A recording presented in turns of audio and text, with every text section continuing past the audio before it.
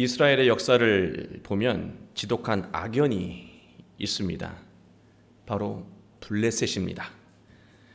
블레셋과의 이 갈등은 이스라엘이 가나안 땅에 정착했던 때부터 오늘날까지 이어지고 있습니다. 블레셋은 이스라엘에게 고통을 안기는 두려움의 대상이기도 했지만 이스라엘을 영적으로 각성하게 만드는 그런 존재이기도 했습니다. 블레셋 때문에 이스라엘은 기도하며 하나님의 뜻을 구했고 사사를 중심으로 서로 협력하며 어려움을 극복했습니다. 이 매기 효과라고 하는 것이 있습니다. 이 캐피시 이펙트라고 하는 효과인데요. 미꾸라지로 가득한 어항에 포식자인 메기 한 마리를 넣으면 미꾸라지들이 살기 위해서 모두 긴장하게 되겠죠. 그로 인해서 몇몇이 희생되겠지만 미꾸라지의 대부분이 생기를 잃지 않게 된다는 현상을 말하는 것입니다. 생명은 편안하게 안주하면 결국 죽게 된다는 그런 의미도 이 현상 안에는 담겨 있습니다. 이러한 관점에서 볼 때 블레셋은 매기의 역할을 한 셈입니다. 이것만 보더라도 하나님은 사람이 헤아릴 수 없는 부분까지 치밀하게 계획하시고 그 계획을 이루신다는 것을 알 수 있습니다. 그러나 사람은 본능적으로 도망치는 미꾸라지와 똑같지가 않지요. 그래서 이스라엘 백성은 위기를 겪고 극복하기를 반복할 때마다 수많은 생각을 했을 것입니다. 하나님의 말씀으로 하나가 되어 위기를 극복하는 이 하나님의 방식도 은혜롭지만 좀 더 편안한 방법은 없을까라는 생각을 했었을 거예요. 그러면서 주변 나라는 어떻게 하는지 이렇게 쳐다봤을 것입니다. 사무엘은 이스라엘의 실제적인 마지막 사사였습니다. 사사라고 하는 것은요, 왕처럼 절대의 권력을 가지고 백성들 위해서 군림하는 그런 존재가 아니었습니다. 이스라엘의 전쟁이나 어떤 큰 문제가 일어났을 때 사사가 하나님과 직접 소통하면서 하나님의 뜻을 백성들에게 전하고 또 그 하나님의 뜻으로 판단하고 가르치는 그런 신앙의 지도자가 사사였습니다. 사무엘은 영적으로 무너진 이스라엘을 회복시키는 매우 중대한 역할을 감당했습니다. 7장 16절을 보면 사무엘은 베델과 길갈과 미스바를 중심으로 매해 순회하면서 다스렸다고 기록하고 있습니다. 그러나 아마도 이 세 지역 외의 백성들은 사무엘이 찾아오지 못하기 때문에 소외감과 불만이 있었을 것입니다. 이처럼 사사 제도는요, 이스라엘을 다스리기에 분명 한계가 있었습니다. 그러던 중에 문제가 발생했습니다. 8장 1절 2절을 보면 사무엘은 늙었고 사사의 역할을 아들들과 나눠 했다고 기록하고 있습니다. 그러나 아들인 요엘과 아비야는 아버지 사무엘의 명을 따르지 않고 이익을 따라 뇌물을 받고 그릇된 판결을 일삼았다고 기록합니다. 이 사건으로 인해 이스라엘의 모든 장로가 모이게 됩니다. 장로들은 때를 기다렸다는 듯이 라마에 있는 사무엘에게 찾아갔습니다. 5절, 당신은 늙고 아들들은 당신의 행위를 따르지 않으니 우리도 모든 나라와 같이 우리에게 왕을 세워 우리를 다스리게 하소서 한지라. 6절을 보면은요, 사무엘이 장로들의 말을 듣고 기뻐하지 않았다고 기록하고 있습니다. 기뻐하지 않았다는 히브리 단어 라라고 하는 동사는요, 산산조각이 나다라고 하는 뜻입니다. 사무엘의 마음이 장로들의 말을 듣고 산산조각이 났다라고 하는 거예요. 장로들에게 가슴 찢어지는 것 같은 배신감을 느꼈다라고 하는 말씀입니다. 사무엘은 감당하기 힘든 섭섭한 마음을 안고 하나님 앞으로 나아갔습니다. 그리고 기도했습니다. 하나님은 사무엘에게 응답하셨습니다. 7절, 사무엘아, 백성이 너를 버린 것이 아니야. 나를 버린 거지. 나를 자기들의 왕이 되지 못하게 한 것이란다 라고 이 상황을 정확하게 하나님은 사무엘에게 말씀하고 계십니다. 사무엘의 늙음과 아들들의 잘못은 그저 명분에 불과했다라고 하는 것입니다. 장로들은 하나님의 방식이 그 당시 시대에 맞지 않다고 생각해 온 것입니다. 장로들의 주장은 장로들의 주장만이 아니라 백성들의 마음을 대변하는 것이었습니다. 8절 보시면 내가 그들을 애굽에서 인도하여 낸 날부터 오늘까지 그들이 모든 행사로 나를 버리고 다른 신들을 섬긴 같이 내게도 그리하는도다. 백성들은 처음부터 지금까지 어려움을 겪을 때마다 하나님의 방식에 불평불만하며 다른 신들에게 기웃거려 왔다고 하나님은 말씀하고 있습니다. 장로들은 지금까지 겪어온 이스라엘의 모든 문제와 위기의 그 원인이 현실에 맞지 않는 하나님의 통치 방법에 있다고 여긴 거예요. 하나님의 통치 방법이 비현실적이라고 하는 거예요. 이 수천 년 전에도 그랬다라고 하는 거예요. 오늘날만 그러는 것이 아니고요.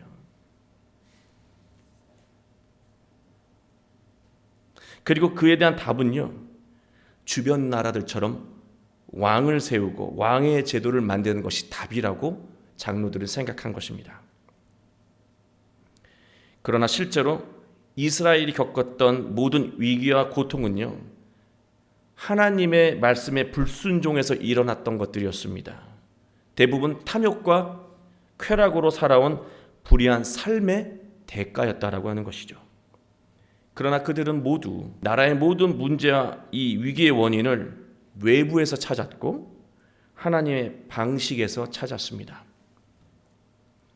사람은요, 불행의 원인을 밖에서 찾으려는 그런 속성이 있습니다. 버릇처럼 자신이 속한 사회를 비난하기도 해요. 세상이 이렇잖아 라고 비난하기도 하고요.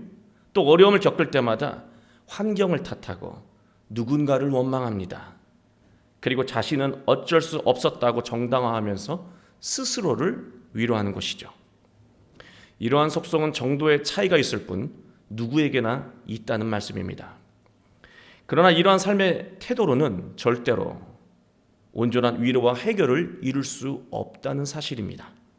오히려 근본적인 원인을 가려서 상황만 복잡하게 만들고 어려움만 가중시킨다는 것입니다. 우리는 하나님과 사무엘의 이 대화 속에서 삶의 중요한 원리 하나를 배우게 됩니다. 인생의 위기와 문제가 발생하게 되면 사무엘처럼 하나님에게 나아가 자기 자신부터 원인이 아닌지 하나님에게 물어야 한다는 거예요. 내 생각으로는 문제의 원인을 알 수가 없어요. 그러나 하나님 앞에서 하나님의 말씀 안에서 우리는 문제의 원인을 정확하게 볼 수 있습니다. 문제의 원인을 정확하게 보게 되면 해결의 방향도 우리가 깨닫게 되는 것이죠. 그러나 문제는요, 위기의 상황에서 하나님에게 나아가지만 해결되지 않는 상황이 분명히 있다는 거예요. 그렇잖아요. 우리가 어려움을 겪고 문제를 겪을 때 하나님에게 나아가 간절히 기도를 하는데 해결되지 않는 현상이 분명히 있다는 거예요. 하나님에게 나아가는데 왜 문제가 해결되지 않을까? 본문의 장로들처럼 원인과 답을 자신이 이미 정해놓고 하나님에게 나아가면 아무리 하나님에게 부르짖어도 18절 말씀처럼 하나님은 그 어떤 응답도 하지 않는다는 거예요. 하나님, 제가 너무 힘들어요. 제가 보기엔 이게 답인데 이것 좀 주세요 라고 한다는 것이죠. 하나님의 뜻이 무엇인지, 원인이 무엇인지는 관심이 없고요. 원인도 누구 때문이고 환경 때문이고 다 정해놓고 답도 자기 방향을 정해놓고 하나님에게 구하게 되면 하나님은 오늘 말씀처럼 아무런 대답도 하지 않는다는 거예요. 이런 자세로 나아가면 하나님에게 나아가도 아무런 결과를 얻지 못한다는 말씀입니다. 너희가 왕을 세우는 것이 답이라고 여겼지 나중에 왕 때문에 문제가 발생해서 나에게 나아오면 그때는 부르짖어도 응답하지 않으시겠다고 18절에서 말씀하신 거예요. 삶 가운데 문제가 발생하고 위기를 겪게 되면 지체 없이 하나님에게 나아가 기도해야 합니다. 그러나 무엇부터 해야 되냐면요, 자기 자신부터 원인이 아닌지 하나님에게 물어봐야 한다는 말씀입니다. 그러면 우리는 원인을 정확하게 알게 되고 피할 길과 해결할 답을, 그 방법을 찾게 된다는 말씀입니다. 예수님도 십자가의 고난을 겪으실 때 하나님을 원망하셨어요. 예수님도 그러셨어요. 내가 왜 죽어야 합니까? 예수님도 살고 싶다는 분명한 자기 답을 가지고 계셨어요. 나 살고 싶습니다. 내가 원하는 답은 살고 싶은 겁니다. 사는 겁니다. 하나님 아버지. 장로들과 비슷한 현상을 겪으셨어요. 그러나 예수님은 결국 자기 뜻을 부정하시고 하나님의 뜻을 따라 죽음을 넘어 구원의 길을 걸어가셨다는 말씀입니다. 거기에 생명의 길이 있다라고 하는 거예요. 내가 생각하는 원인, 내가 생각하는 답을 다 내려놓고 하나님의 말씀 안에 들어가서 원인을 정확하게 보고 하나님께서 주신 답으로 우리가 살아간다면 문제가, 위기가 해결된다는 말씀입니다. 왕을 세우자는 장로들의 발언은 심각한 것이었습니다. 이것은 이스라엘이 하나님을 버린 것이라고 이렇게 설명하고 계시는데요, 이 버리다라고 하는 마스라고 하는 단어는요, 업신여기다라고 하는 뜻이 있습니다. 가볍게 여긴다는 것이죠. 우리가 무슨 하나님을 이제 하나님 필요 없습니다 뭐 이러겠습니까? 하나님의 말씀과 하나님을 가볍게 여기기 시작했다는 거예요. 이 말씀을 좀 더 우리의 일상언어로 해석을 한다면, 하나님을 믿는다고 하면서 하나님의 말씀에 순종할 생각은 1도 없다는 말씀입니다. 하나님에 대한 믿음이 없는 거예요. 하나님에 대한 믿음을 잃어버린 이스라엘 장로들의 모습이 지금 우리들의 모습과 똑같다는 생각이 들어서 오늘 말씀을 준비할 때 너무 고통스럽고 힘들었어요. 너무너무 말씀을 준비하는 게 오래 걸렸어요. 우리가 이스라엘의 이 장로들을 짓거리를 똑같이 하고 있구나라는 생각이에요. 늘 입으로는 하나님 때문에 하나님 하지만 하나님의 말씀에 순종할 생각은 거의 없다는 것이죠. 그러니 하나님의 말씀이 가벼운 것이고 지켜도 그만이고 안 지켜도 그만인 그런 말씀이 되어버린 것입니다. 하나님에 대한 우리의 믿음이 왜 이렇게 작아지는 것일까? 우리가 하나님의 방식보다 세상의 방식을 더 현실적이라고 여기기 때문입니다. 세상의 방식으로도 원하는 것을 다 이룰 수 있다고 착각하기 때문입니다. 사람이 겪는 모든 위기는요, 철저하게 계산하고 계획했지만 늘 예상하지 못한 일이 갑자기 터지면서 일어나는 것들 아닙니까? 계획도 없는 사람은 늘 위기예요. 그러나 그 위기라고 하는 게 이거잖아요. 항상 철저하게 계산하고 계획했던 일, 그런데 생각지도 못한 일이 갑자기 터지는 것, 그게 우리의 위기잖아요. 덜셈 뺄셈으로 열심히 인생을 계산했지만 갑자기 미적분의 문제가 우리 앞에 던져지는 거예요. 우리는 대부분 하나님이 하시는 이 말씀은 모두 옳은 말씀이고 좋은 말씀이라고 생각을 해요. 그러나 지금은 내 방식이 더 현실적이고 실제적이라고 착각한다는 거예요. 그래서 하나님의 말씀이 두렵지도 않고 무게가 느껴지지도 않는 것이죠. 당장 하나님의 말씀에 순종하며 살지 않아도 문제가 일어나지 않는다고 생각하는 것입니다. 잠언 16장 9절을 보면 사람이 마음으로 자기의 길을 계획할지라도 그의 걸음을 인도하시는 이는 여호와이시니라. 9절 하나님 화가 나셨지만요, 사무엘에게 이렇게 말씀하십니다.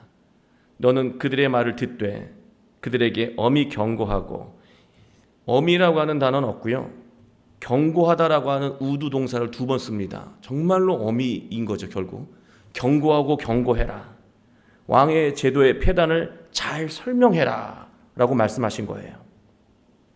하나님은 이스라엘 백성이 기대하는 왕이 이스라엘 백성들이 원하는 것을 주는 것이 아니라 오히려 정반대로 백성들을 심각하게 부역하게 하고 일시키고 소중한 모든 것들을 수탈한다는 사실을 잘 설명하라고 하는 거예요.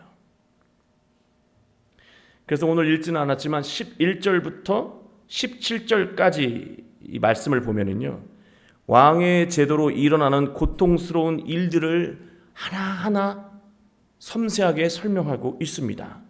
마치 오늘 겪고 있는 것처럼 하나님께서 먼저 설명해 주셨다는 거예요. 저는 지금 우리 왕제도도 아닌데요, 읽는데 너무 괴롭더라고요. 이런 고통이 있는데도 우리는 다 필요 없다는 거예요. 달라는 거예요. 설명을 해 주시는 대로 아무 반응도 없이 내가 원하는 걸 달라고 하는 것이죠. 이 쭉 읽는 내용을 여러분이 이제 집에 가서 다시 한번 이렇게 읽어보시면 되는데, 저는 이 내용을 읽으면서 문득 어릴 때 읽었던, 또 우리 막내 아이에게 읽어주었던 동화 한 편이 생각났습니다. 이솝 우화의 개구리들의 임금님이 떠올랐어요. 여러분 잘 아시잖아요. 개구리들이 신에게 왕을 달라고 졸랐습니다. 그랬더니 신이 제일 먼저 준 이 왕이 무엇이냐면 통나무였습니다. 통나무를 우물에 던져줬어요. 개구리들은 그게 왕이라고 여기고 그 통나무, 떠있는 통나무에 올라가서 놀기도 하고, 또 햇볕을 쪼이기도 하고, 또 여러 가지 일들을 같이 놀면서 화목하게 지냈습니다. 그러나 금세 흥미를 잃고 다시 신에게 다른 왕을 달라고 구했습니다. 이제는 강력하고 멋진 왕을 달라고 하는 거예요. 저런 초라한 왕 싫다는 거죠. 편안한 거 됐다라고 하는 거예요. 멋진 왕을 달라고 하는 거예요. 그래서 신은 그들이 요구하는 것처럼 황새를 그 우물에 개구리의 왕으로 보냈습니다. 개구리들은 다리도 길고 멋지게 생긴, 위험 있게 생긴 황새를 보면서 박수치며 환영했습니다. 그러나 그날부터 황새는 개구리 한 마리씩 잡아먹기 시작했습니다. 주어진 환경에 만족하지 못하고 헛된 욕망을 품으며 죽음을 자초하는 어리석은 인간의 모습을 이솝은 개구리 이야기로 의인화한 것입니다. 하나님은 구체적인 내용으로 경고하셨어요. 그러나 놀라운 것은요, 19절 말씀을 보면 이스라엘 장로들은 하나님의 경고인 하나님의 말씀을 듣기를, 사무엘 말씀을 듣기를 거절했다고 말하고 있습니다. 여러분, 사람이 자기 확신에 빠지면은요, 하나님이 수많은 채널로 경고의 시그널을 보내도 전혀 느끼지 못한다는 거예요. 내 확신에 빠지면은요, 하나님이 아이를 통해서, 어른을 통해서, 사건을 통해서, 어떤 광경을 통해서 나를 살리기 위해서, 여러분을 살리기 위해서 끊임없이 신호를 보내시는데도 전혀 알아먹지 못한다는 말씀입니다. 유익한 조언, 사람의 조언은 말할 것도 없고요, 아무것도 안 들려요. 이처럼 자기 객관화가 되지 않을 때 사람은 가장 위험한 순간과 마주하게 되는 거예요. 결국 하나님이 경고하신 일들은요, 단 하나도 빠짐없이 모두 역사 속에서 다 일어났습니다. 나라가 갈라진 것도요, 엄청난 세금을 거둔 것과, 그 훌륭하다고 하는 솔로몬이 엄청난 세금을 거둔 것과, 너무 고통스럽게 부역을 시킨 것 때문에 나라가 갈라진 거예요. 북이스라엘과 남유다로요. 모두 다 역사 속에서 일어났어요. 그러나 성경을 보면은요, 사무엘 2장 10절을 보면 여호와께서 땅끝까지 심판을 내리시고 자기 왕에게 힘을 주시며 자기의 기름 부음을 받은 자의 뿔을 높이시리로다. 사무엘 2장에서 이미 왕을 세우겠다라고 하는 말씀을, 그 운을 띄우고 계셨다는 거예요. 그리고 이 사무엘 말씀보다 더 이전 말씀이 신명기, 가나안 땅 들어오기 전에 광야에서 이미 모세를 통해서 하나님께서 하신 말씀, 신명기 17장 14절부터 20절을 보면은요, 이스라엘 왕이라고 하는 제목으로 말씀을 전하고 계세요. 우리도 우리 주위의 모든 민족들 같이 우리의 왕을 세워야겠다는 생각이 들거든, 그런 생각이 나거든, 반드시 내 하나님 여호와께서 택하신 자를 내 위에 왕으로 세울 것이며 모든 것을 하나님의 절차대로 하라고 하는 거였어요. 그런데 장로들이 인간의 절차로 하겠다고 나선 겁니다. 그리고 뭐라고 말씀하시냐면, 그는 병마를 많이 두지 말아야 한다. 내가 세운 그 왕은 병마를 두지 말아야 된다. 전투력에 초점을 두는 왕이 돼서는 안 된다는 뜻이에요. 그리고 19절을 보면 하나님의 율법서를 평생 옆에 두고 읽는 왕이어야 한다는 거예요. 하나님도 이미 왕을 세우고 나라를 건국하실 계획을 갖고 계셨다는 거예요. 아직 하나님이 계획하신 때가 이르지 않았을 뿐이었던 거예요. 그리고 하나님이 세우시려는 왕은 세상의 왕처럼 군림하지 않고 겸손하며 하나님의 말씀을 주야로 묵상하고 좌로나 우로나 치우치지 않는 그런 중심을 잃지 않는 평화의 왕이었다라고 하는 것입니다. 그 왕은 다윗 때부터 시작해서 예수님에게 완성되는 것이죠. 하나님의 완전한 계획이 있었음에도 이스라엘 백성들은 기다리지 못하고 어리석은 욕심을 부린 것입니다. 성급하면 일을 그르치고 늦장을 부리면 기회는 사라집니다. 우리 교회에게 주시는 말씀이기도 하고 여러분에게 주시는, 그 인생 속에 주시는 말씀이기도 하죠. 타이밍이 그만큼 중요합니다. 때를 놓치면 하고 싶어도 못한다는 거예요. 모든 일의 가장 완전한 때는 우리가 정한 때, 내가 계획한 때 아니요. 하나님이 정하신 시간입니다. 우리가 하나님의 계획을 알고 하나님의 때를 정확하게 깨닫는다면 우리는 실패가 없는 인생을 살 수 있습니다. 우리 교회는 실패가 없는 발전을 이룰 수 있습니다. 우리는 어리석고 욕심이 많아요. 여전히 하나님에 대한 믿음이 부족합니다. 세상을 더 신뢰하기도 해요. 하나님의 말씀으로 계획을 세우다가도 시간이 지나면 어느새 하나님은 없고 오직 내 방식만을 고집하며 욕심을 부리다가 위기를 자초하는 경우가 참 많습니다. 그래서 산다는 것이, 무엇인가 결정한다는 것이, 계획을 세운다는 것이 두렵습니다. 미래가 걱정스러워요. 그러나 오늘 말씀을 준비하면서요, 하나님은 그런 저에게 확신을 주셨어요. 용기를 주셨어요. 그리고 저에게 가슴 뭉클한 은혜를 두 구절 말씀으로 주셨다는 것을 여러분에게 나누고 싶습니다. 8절 9절 말씀이에요. 내가 그들을 애굽에서 인도하여 낸 날부터 오늘까지 그들이 모든 행사로 나를 버리고 다른 신들을 섬김같이 내게도 그리하는도다. 우리는 늘 하나님을 버리고 실망시켜요.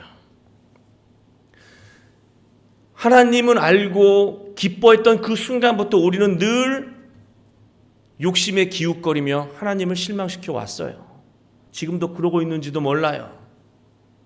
그러나 하나님은 단 한 번도 나를, 여러분을, 우리 교회를 떠난 적이 없으시다는 거예요. 늘 함께 하고 계셨다는 거예요. 그리고 함께 하실 거라고 말씀하고 있는 겁니다. 실수로 떠나지 않는다는 거예요. 9절 말씀은요, 더 큰 감동으로 다가왔어요. 제가 읽어드릴게요.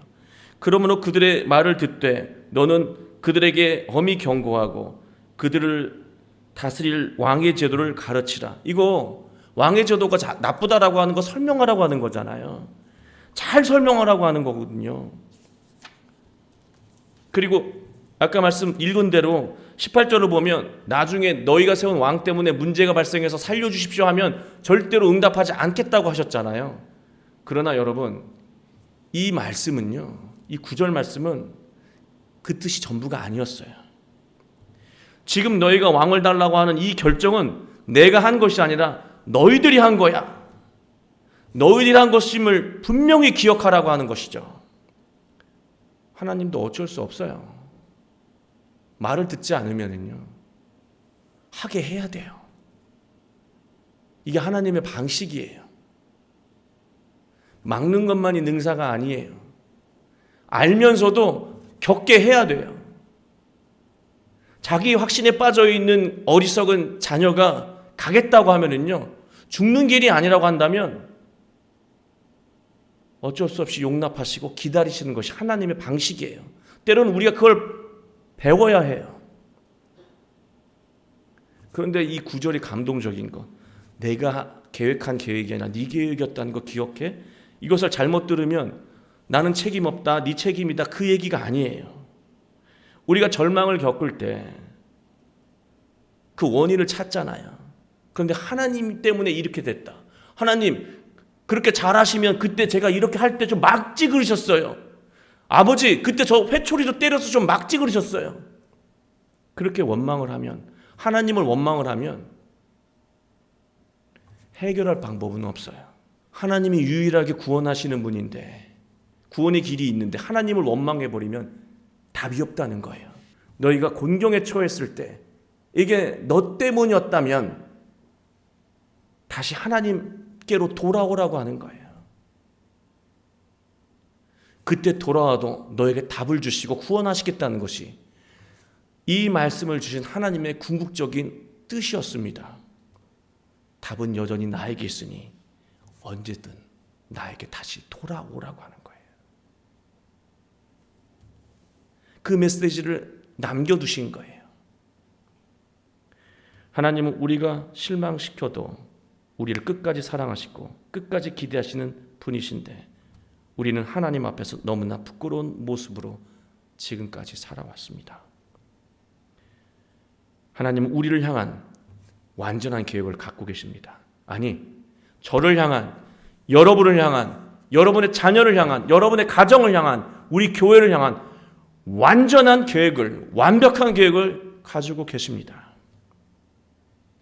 언뜻 하나님의 말씀이 현실적이지 않게 보이고 합리적이지 않게 보여도 하나님을 믿고 말씀에 우리가 순종할 수 있다면 우리는 복을 누리게 될 것입니다.